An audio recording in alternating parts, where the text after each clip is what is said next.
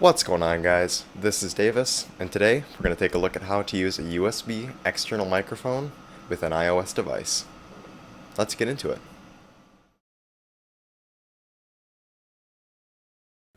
Alright, so this whole thing can be distilled into two simple steps. Step 1 is to take your camera USB 3 adapter and plug it into the iPad or whatever iOS device you're using.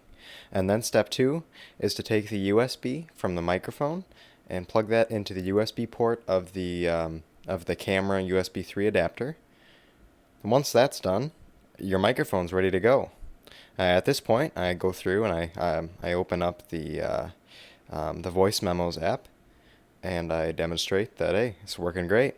This expands your ability to use your tablet in many great ways. I'd recommend doing this over the built-in microphone because, quite frankly, that microphone sucks.